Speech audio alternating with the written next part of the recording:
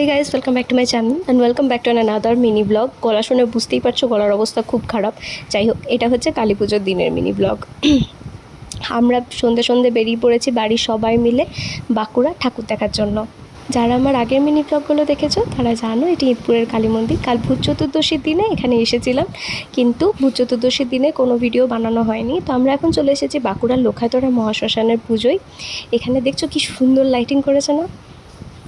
কালী পুজো দুর্গা পুজো মানেই সুন্দর সুন্দর লাইটিং, আর কালী পুজো মানে বাড়িগুলোকে সুন্দরভাবে সাজিয়ে তোলা, টুনি বাল্বের আলোয় চারিদিক ঝলমল করা।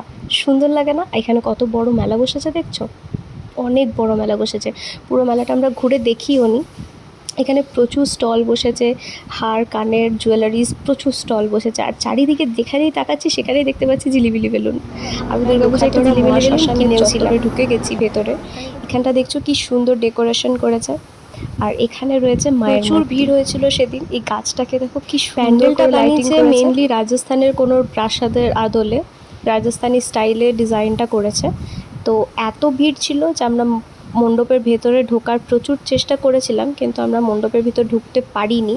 আর এখানে দেখো এই ডাইনোসরটা কিউট না? ভিতরে ঢুকতে না পেরে এখানে দাঁড়িয়ে বেশ কয়েকটা ছবি তুলে তারপর আমরা মেলার ভিতর ঢুকেছিলাম। তো তারপর মেলাতে ঢুকে ইয়াররিংস কিনেছিলাম, দুটো কফি কাপ কিনেছিলাম। তারপর বাইরে বেরিয়ে এসে মেলাতে যেটা আমি সব সময় খাই সেটা হচ্ছে পাপড়ি চাট। তো পাপড়ি চাট খেয়ে নিলাম। প্রত্যেকবার দেখবে মেলায় গেলেই আমি পাপড়ি চাট খাই, আর পাপড়ি চাটটা মোটামুটি ভালোই বানিয়েছিল। তারপর আমি আইসক্রিম খেয়ে নিলাম, আর আমার মুখের হাসিটা দেখতে। তো নেক্সট আরেকটা দোকান থেকে বাবা মারা সবাই পাপড়ি চাট খাচ্ছিল, বাট এই পাপড়ি চাটটা এত জঘন্য করেছিল, মানে এর থেকে বাজে পাপড়ি চাট আমি জীবনে কোনো দিনও খাইনি। তো যাই হোক, এরপর ওখান থেকে পপকর্ন কিনে খেতে খেতে তারপর আমরা চলে এসেছিলাম ঠাকুর দেখতে।